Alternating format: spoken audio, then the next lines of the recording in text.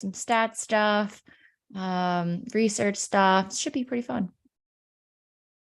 Cool. So I've just hit record. So all of you who have registered, you'll get the recording after we're done for today. And I've also pushed the button, so we should be streaming on all platforms.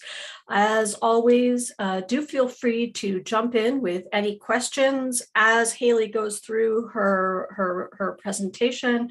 She's always eager to take questions as they come up. It's always best to dive in when the information is fresh and everyone's on the same page. How does that sound, Haley? Sounds good. I already saw my homie Sean asking me where my hat is. I should have worn it. That matching it with the neon sign. I love it.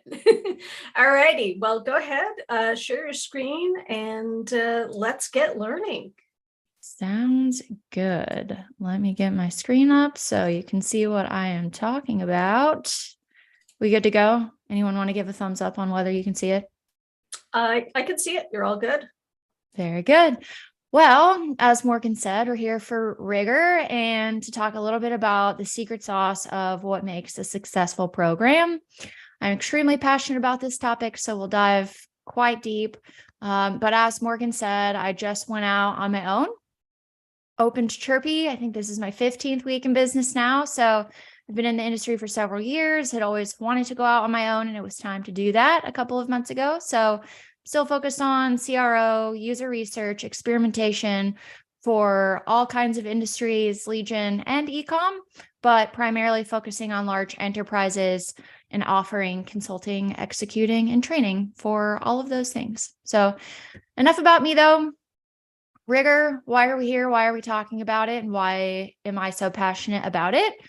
Well, in my work with clients, I often get a list of these problems, complaints around these problems, questions around how to solve these problems, and Rigour is very much related. So if you're here because you're not seeing the results that you want, you're inefficient, things are taking a long time, things are chaotic, you don't have any systems or processes, maybe because of some of those things, you're losing buy-in, or you don't have it, or you didn't have it and you're trying to get it, Rigour is going to help with all of these things. So I like to start in the foundational place of the actual dictionary definition from Google, in that Rigour is the quality of being extremely thorough, exhaustive, or accurate, which I want experimentation in all programs to be all three of those things.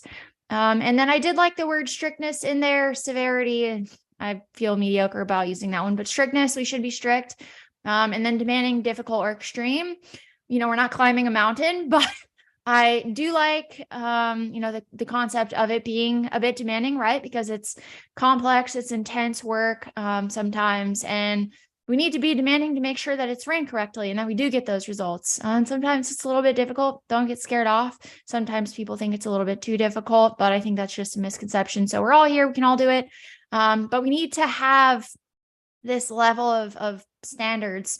We need to have standards at all, right? And all be on the same page. So Rigour helps us elevate what we're doing. I think there are some common misconceptions when I say the word Rigour, though. I think it scares people.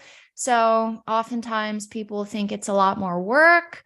They'll think, okay, well, what do I get out of doing all of this extra work and paying attention to all of this extra detail and executing on all of these, I guess, viewed as extra things to level up? Maybe Rigour is viewed as not for everyone. They hear that and they're like, oh, that's advanced. We're not there. We're just kind of getting started, but it is for everyone. And then sometimes related, people think it's just for mature programs, but really you should start with Rigour from day one. From as soon as you start having a testing tool and getting a test going, you should almost make a pact amongst yourselves to have Rigour and really try and set it up from the start. It'll make your life easier, I promise. Or we just can't for whatever reason, whether it be time, resources. Actually, it will save you those things. So it'll actually buy you more. So please pay attention, hang with me. It'll be worth it. And I'm going to dive into it more by starting out with the program pillars. So you may have seen maturity audits, and there are all kinds of versions out there. And they break down programs into these four main buckets of the program. So strategy and culture, people and skills, process and governance, data and tools. And so when we think about improvement and benchmarking our progress, this is a nice way to do that and to see where gaps are or where we're excelling across each of these and know that we're kind of covered under all of these buckets. I'll circle back to this though and show how it relates more specifically to what we're talking about, but keep this in mind. And so then, if you're like, well, okay, you're saying rigor, you're kind of selling me on it so far, but like, what do you even mean by that? What should be rigorous on a tactical day-to-day level? Everything should be rigorous.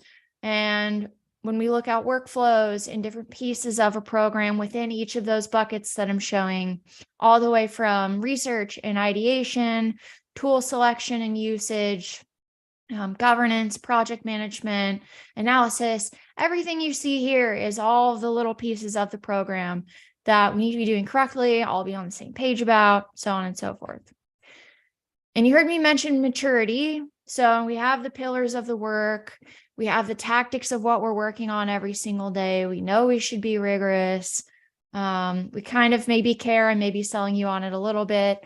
So now I want to tie it into, if you think about the best programs in the world, who is operating at the highest level of rigor and their programs, we think of like Microsoft, Spotify, Airbnb, Vistaprint, Netflix, these huge companies, right?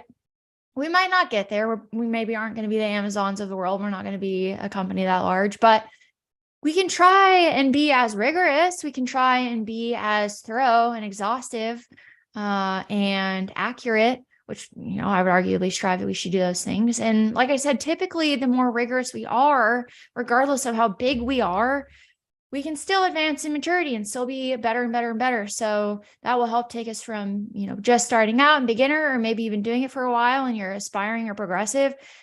That can ratchet it up all the way to the top, where I think of it as a scale of, 0 to 100. Let's say beginner is starting out at 0. Maybe you're like a 50% on your skills and your people and your tools. Then you get maybe like a 70 or an 80. Lots of programs might be like, well, that's, it's good enough. I don't settle for good enough. I try and ratchet it up the extra 10 or 15 notches, and I want to get to 100. So rigor is a way that you can do that. And in my services, that's a way that I add value and that I talk about myself is, a lot of people might be at 50, 60, 70, 80%, 90%. I want to ratchet it up to 100. I want to be the top. I want to be doing everything as best as possible to really capture all of the results and the ROI that we can. So this will help you do that. And when I was thinking about the topic of rigor and how I was going to talk about it, I haven't done a presentation on it really before. So I was trying to think of the best ways to present it. And I was like, well, what are the requirements of having it at like a fundamental foundational level? And I wanted to boil it down as simple as possible. So this is what I came up with. It might not be fully accurate. It might be missing some things, but I felt good about it. So we're going to start here. And to have rigor, you have to have knowledge. You have to know what you're doing. You have to have the right skills. You can't just jump in, buy your testing tool and be like, all right, I have never done this before and I don't really know anything, but we're going to have rigor day one and I'm not going to learn anything and we're just going to go for it. It doesn't work that way. You have to know things. You have to have the knowledge to be able to push forward and then move up this pyramid. When we think about that scale of 0 to 100, if we just apply that to rigor specifically, 0 being the bottom, 100 being as rigorous as possible, moving up that pyramid to 100, you got to start with knowledge. And then it does take effort, right? Like rigor and accuracy and that exhaustiveness, you got to put in some level of effort. And maybe it's kind of like working out. And I don't know, it's not going to happen while you're just sitting down. So you have to be willing to put in some level. Usually I talk about it as a bit of an upfront investment. And so sometimes they even get pushback of like, Haley, why do we have to focus on a governance model right now? Why do we have to focus so much on learning about stats? Why do we have to focus on so much research? We already have 5 ideas that came from our brains. Why can't we just like do those already? Like, why can't we just push on velocity? And it's like, well, you might get lucky and you might be able to do that for 3, 6 months or so, but eventually some stuff is going to come toppling down on you. And when I ask you to make these upfront investments to set the foundation of your program, right? And then, 6 months later, that foundation crumbles and now you're like, oh, everything's a mess and we're not getting what we want. Be like, yeah, it's worth the upfront investment to do it right the first time from the beginning. So you got to have the knowledge, you got to have the effort. And then detail, I'm a very detail oriented person. I very much believe that details helps us take something from 0, 50, 90 to 100. I think that is where, some teams kind of lose it, and that can really help you get a step above. And then you just have to straight up care. You have to. Some teams, they're kind of doing this just because their bosses wanted them to, they were asked to, they don't really want to. They have a lot of other things going on. And so they're just kind of half-assing it, for lack of a better word. And, I don't know. So really, I think something else that helps you level up is truly just caring and wanting to do really well at this work. And if you have a passion for it on top of that, amazing. That's where I sit with it. I know that's where a lot of my fellow friends in the industry and colleagues sit with it. So I think that's kind of the icing on the cake. Morgan, I see you came on video. Did you have something to tell us? Yeah. So I just was wondering, so when you're looking at this pyramid, would you say that rigor is for leadership and managers, or does rigor need to be a part of the mindset for the entire team? Good question. So I think it's the entire team, but in different ways, depending on how the team is incorporated into the program. So I think first and foremost, the quarterbacks of the program, people doing the in the weeds stuff, like product managers, marketing managers, typically are, who are running these things. You have to have rigor with those people. It kind of starts there and then trickles out. So like if you have developers and designers, which hopefully you do, involved in QA specialists, you got to roll out that rigor to them, instill that value essentially in them. And then leadership is typically always involved, but in a different way. So, but you still have to have rigor. For example, if they want to ignore your prioritization framework, your ideation processes, research, and they're just like, well, I want to do this thing, go shove it in the pipeline right now. Well, that's blowing all of your rigor out the window. So you have to train them too. So it is a whole team, group, company effort, but just in different ways most of the time. Okay, cool. That makes sense. So when you're talking about laying the foundation, and as an operations person, and I know you and I have connected on this before, would I be correct to make the connection that if you're laying this proper foundation for rigor, that it's actually a savings in the long run? 100%. Yeah, okay. I actually put that in my presentations, usually going back to it's the upfront investment, and even going back to that statement I made a couple slides ago of like, some people are just like, well, we can't do this. We don't have time. We don't have resources. We don't have money. Like it's too much effort. And it's like, no. It's the upfront investment now that will save you all of those things later. And I've seen time and time again, programs not do it. They don't want to listen. And then, 3-6 months later, maybe they sneak by for 12 and get really lucky. It always crumbles in small or really big ways. They get mad. They've spent all this money and then they're like, it's not working. Well, yeah, because you skipped over all the building blocks of everything. So yeah, definitely saves you in the long run. Great. Thank you. Yeah, good questions. So putting this together a little bit now, remember we had the program pillars, we had the maturity, and this pyramid I made.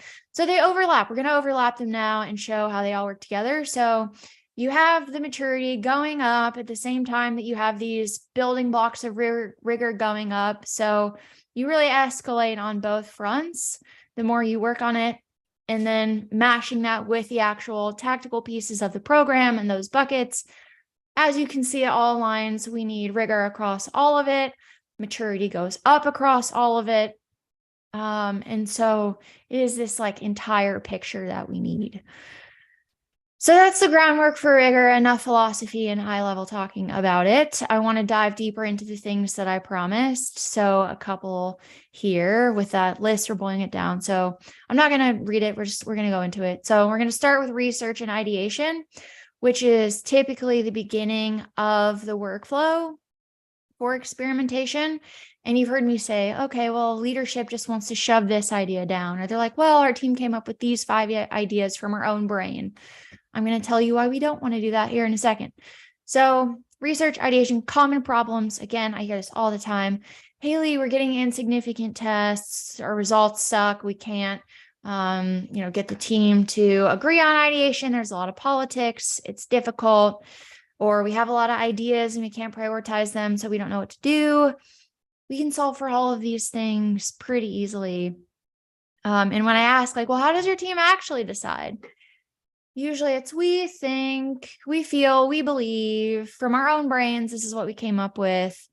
That's all really subjective, right? And you hear all the time, be data driven, be data driven. That's not the way to do it. That's not what it sounds like. And that's what we call spaghetti testing, where it's a lot of that. And you're just kind of dumping idea noodles into your pot. You're picking them out, you're flinging at the wall, hoping that they stick. It's a terrible way to run a program. You have no idea what's going to win, what's going to stick, and there's no basis for any of it. So please don't run your program on spaghetti testing. Please run it on data and user research instead. Where there's a conversation around experimentation, there should always be an equal, simultaneous conversation about research, and they should always be going on together. And it is truly an infinity loop that feeds each other. So research feeds experiments, experiments feed research, so on and so forth. And when I talk about research, people are always like, well, what does that mean? How does it feed into it? Are we in a science lab? What are you talking about? So I really like framework visualizations. I'm quite a visual person. And so here are two examples that I've pulled. These are not the end all be all. There are other methodologies outside of these, but this gives you the idea. There's all kinds of content if you don't know how to do these. But the idea is that one methodology is better than nothing. 2, 3, so on and so forth, the more the better. And so let's say we start out with user testing. We find an insight from there and people aren't seeing the value proposition, or they aren't seeing the return policy, or they're stuck on a part of the flow. Great. Now we can base a test on that. We're a little bit more confident in that test because we backed it up from user research. But then let's say we run a poll and they also don't understand the value prop there. Well, now we can back that up twice. We've seen it in 2 places. So now we're even more confident in the tests that we base on that. And you can kind of extrapolate this out with more methodologies. And if you're like, oh my gosh, I can't do all of these, Haley, are you crazy? Just start with one. Start with one, build on that. If you're fortunate and you can do more than one at once, great, do that. But I always like to see teams have research plans and programs where that's just ongoing in some capacity. I will want to make one note, though, in that I don't really count analytics data anymore. Every business at this point has analytics. So that's kind of, it's an even playing field there. For me to count you as having user research, it has to be one above that. Has to be user testing, polls, chat logs, anything else. And then you build on top of that because just analytics, it doesn't count at this point. And so if you have a rigorous program, you're going to be doing the research. You're going to have a data-driven program. That's what's going to be feeding your ideation, not your spaghetti noodles and that we think, we feel, we believe, or it's just coming from you and your team. And then, the lack of rigor on the flip side is that spaghetti testing. Please don't do that. Next, I want to touch on pre-test planning and road mapping. This is arguably, if you ignore everything else that I say here, this is arguably one of the most important topics that is left out more of the time than anything else. And a lot of people have zero awareness of this. And I want to change that. I want everyone to know. And so 2 more common problems I hear is, or I guess themes, is not all businesses can experiment actually. And there's a misconception that they can, and not every page can be tested on. And there is a misconception that they can, or, parts of a product or your mobile app, wherever you're testing. So please know that these aren't true. I'm going to talk about that a little bit more, but this is really a precursor. Pre-test calculations, understanding your data volume, it absolutely ties into what you're able to do. You have to have enough data volume. So sometimes I hear teams, they're like, well, we're going to try and run 6 tests or, 20 tests this quarter.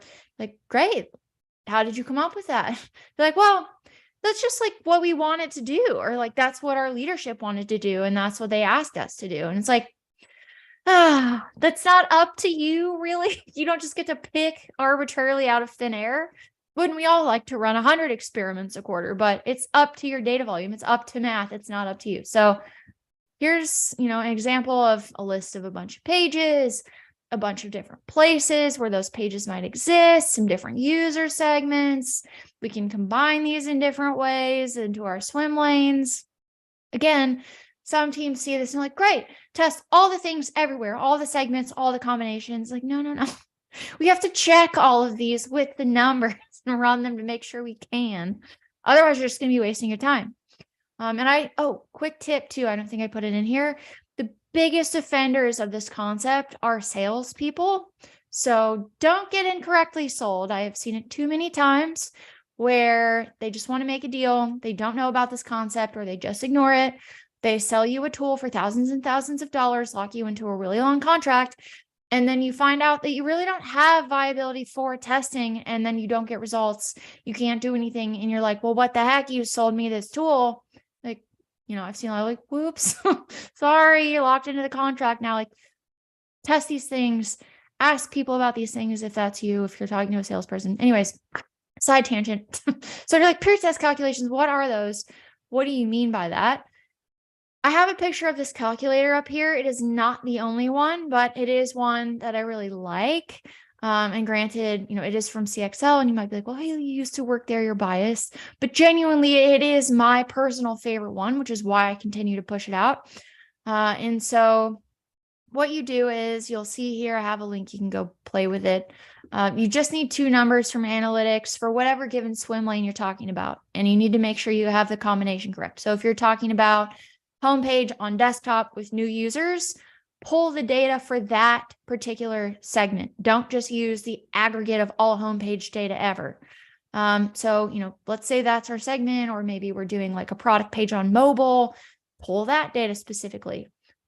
Plug in the last 7 days for the given swim lane, your traffic and your conversions. Typically that's sessions or users. If we're not talking about a marketing side and we're talking about like a SaaS product, it's probably going to be a little bit different sometimes. And then conversions, whatever your primary metric is. So revenue, transactions, revenue, we can't really plug in here, but I don't know. I said that. But transactions, form submissions, maybe if you're doing engagement metrics, which is a whole other conversation, you can plug that in here. Just whatever your primary is. And then, don't touch the other number of variants for now. But that's all you need. It'll spit out this chart. And then this is a really deep topic. It gets complicated and we don't have enough time to go into it fully. But I did just want to tell you what you have to do it, because it is minimal and simple. But please watch this video here. It's about 30 minutes. I go into all of the details and things that you need to know about how to do it. So if you watch this video, you should be able to do pre-test calcs for all of your swim lanes, know what you can do, what you can't do. It'll show you where you cannot test, and then obviously where you can. But I did want to make a note here that you need to know if you're doing fixed horizon or sequential testing. Those are two more geeky, deep topics. Do some research if you don't know what I'm talking about. Know what type of testing tool you have. And this calculator is built for fixed horizon testing. So if you're doing sequential testing and you use this calculator, it can still give you ballparks, but just take it a little bit more with a grain of salt. But watch that video. It'll go into more detail. And it will tell you kind of some of the basic stuff, just to kind of bring it home, of where to test, when to test, what to test, and how to test. And then you can plug that into your roadmap, which you should definitely have, to map out your different swim lanes so you don't have interaction effects where you don't want them and overlap where you don't want them.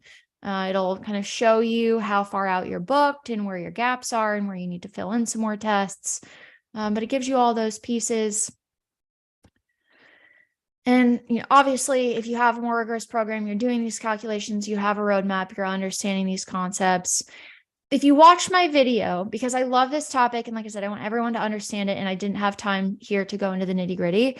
If if you watch my video and you still have questions and you're like, what the heck, Haley, I wish I was here to talk with you about this in person, please DM me on LinkedIn, email me, Haley@mychirpy.com. I would love to chat with you more about this because I just want everyone to get it. I want them to use it. It's such a big game changer of a tool. So obviously lack of rigor, you're not doing any of this. You have no idea what it is. And you're just kind of winging it.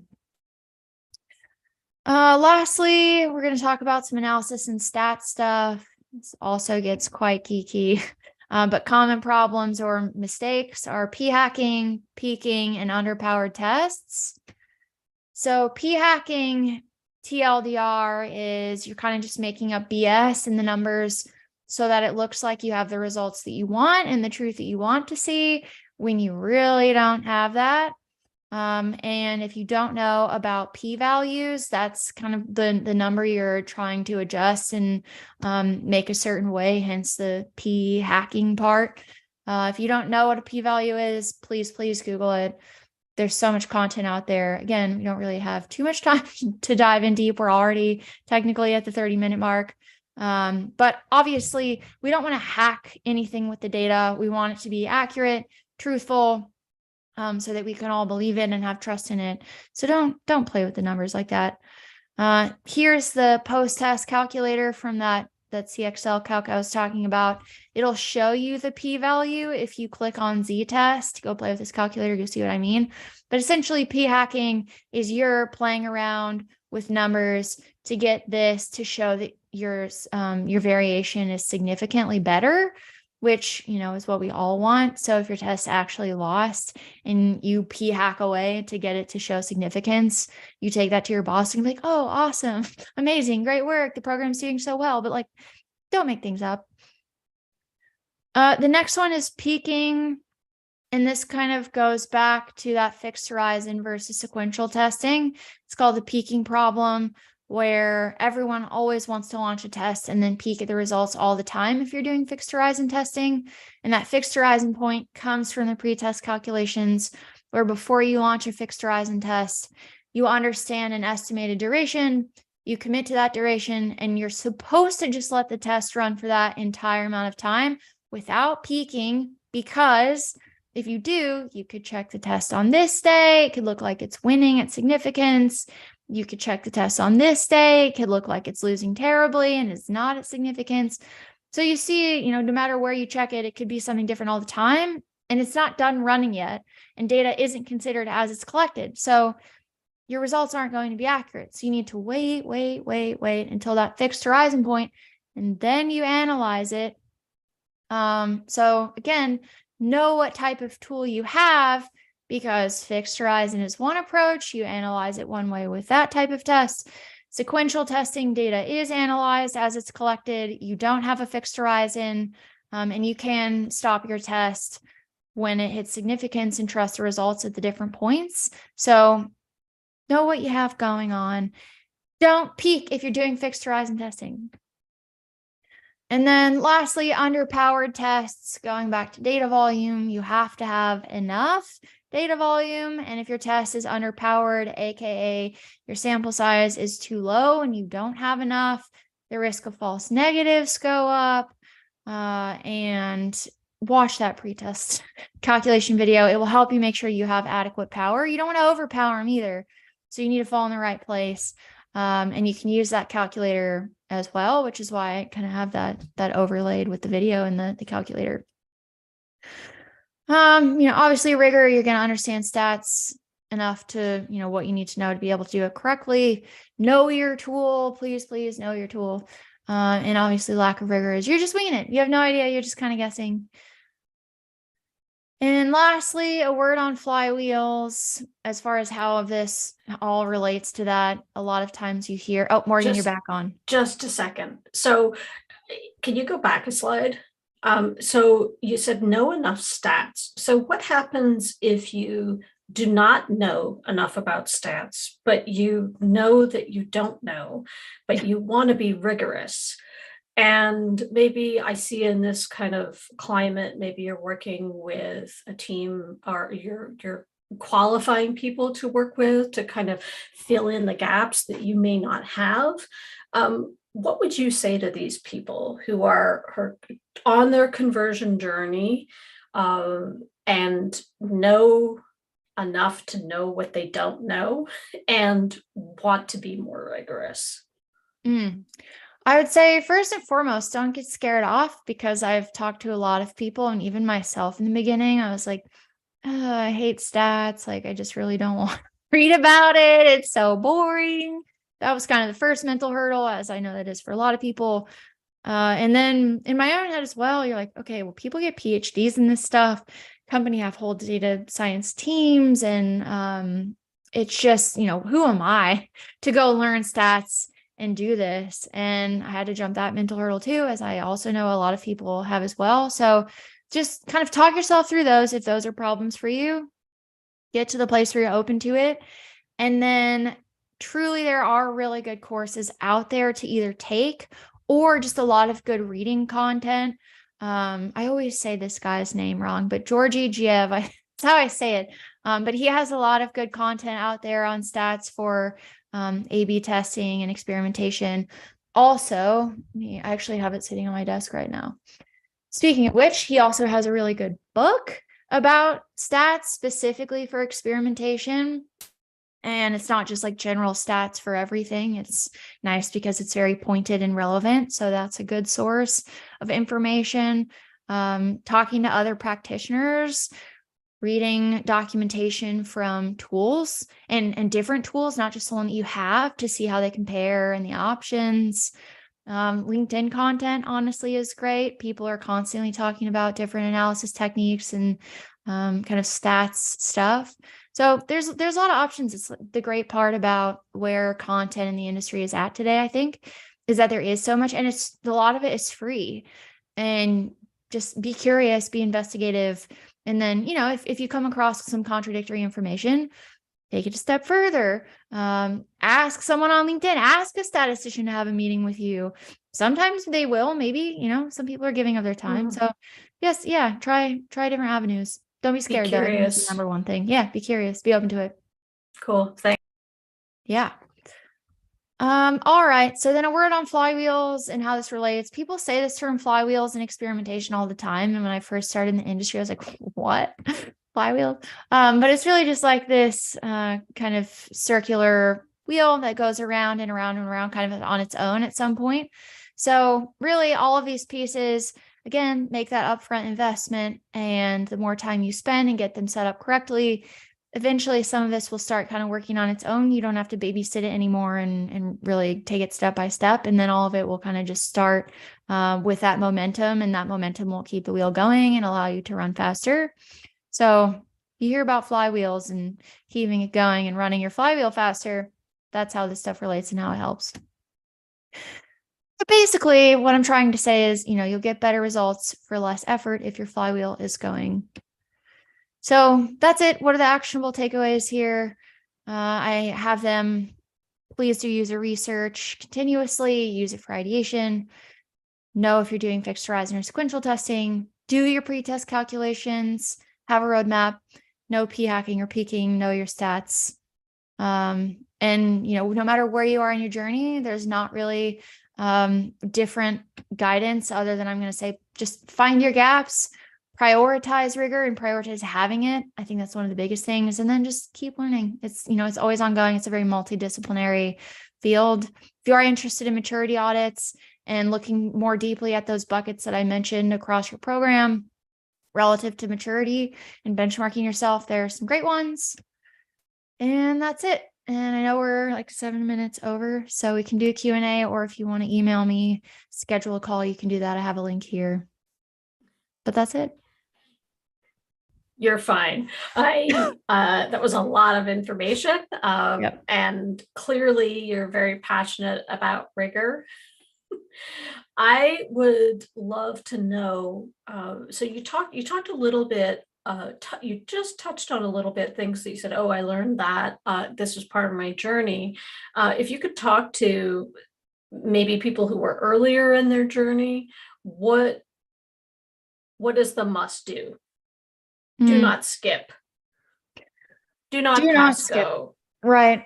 Pretest calculations. I can't say that enough times. And I wish we could have gone deeper. And I know I just kind of breezed over it, but it's a really big topic. And with teams, like I've had to go over it many, many, many times, the same content many, many, many times. Like that's how complex some people, feel that it is. And to be fair, it is one of the harder topics, but just stick with it.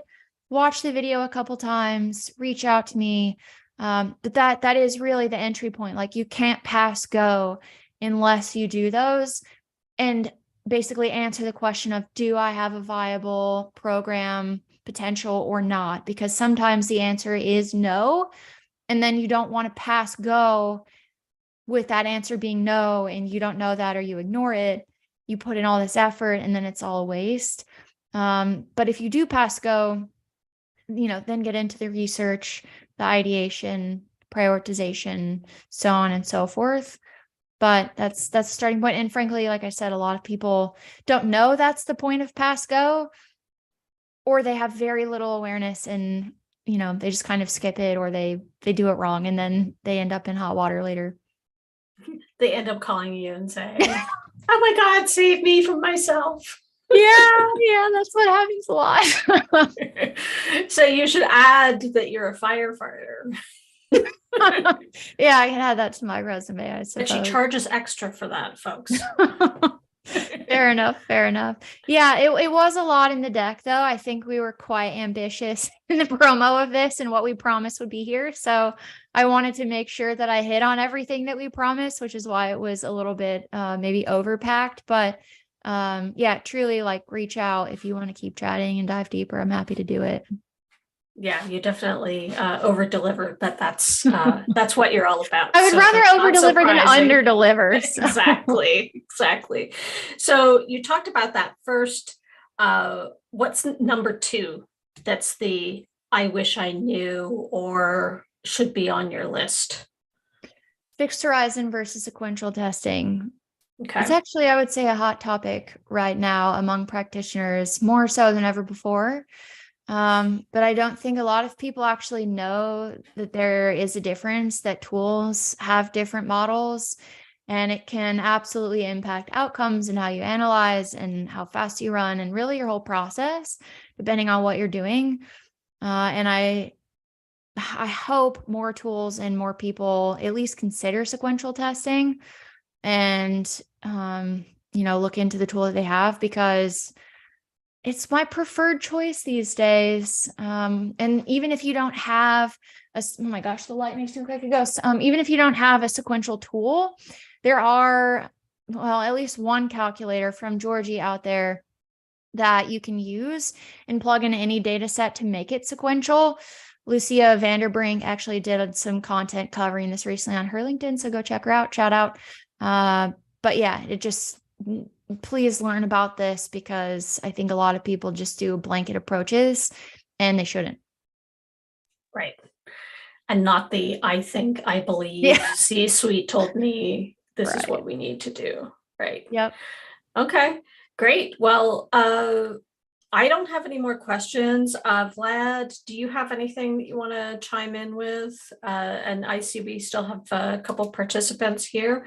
If Patricia or Sean have anything, please feel free. If you think there would be a benefit to people who are listening to the replay, you're more than welcome to jump right in. So I will give Sean a quick shout out. He is the systems guru. No one does what he does. He automates things. He makes your life much easier. And he's all like, he's saved my life on program management before. We used to work together. So if you need a program management, like automation guru, you can also DM him. I'm sure he'd be happy to chat. Sean, I just volunteered you. He's the guy. He's the guy. Excellent. Let's see. Oh, thanks. You're very welcome, Sean. You got voluntold there.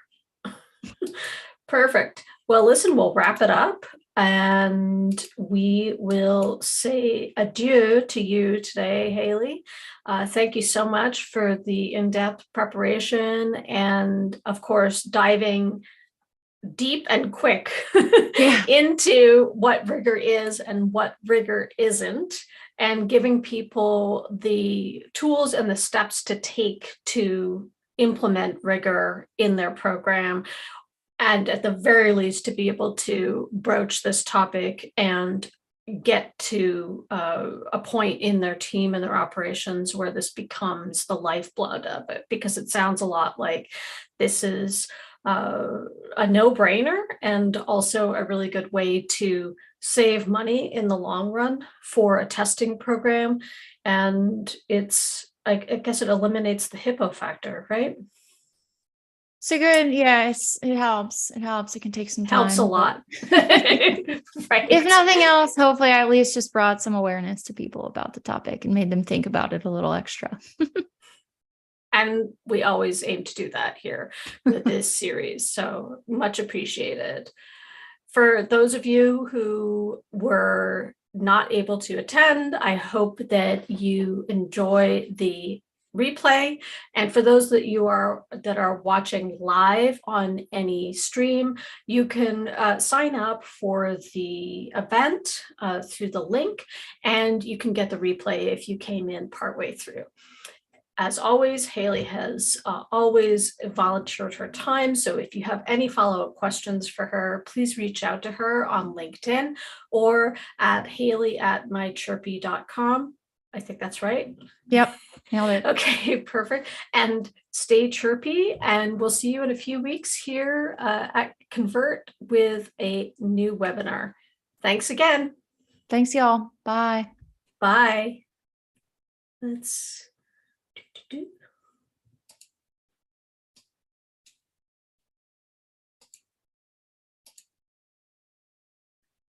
Okay, recording is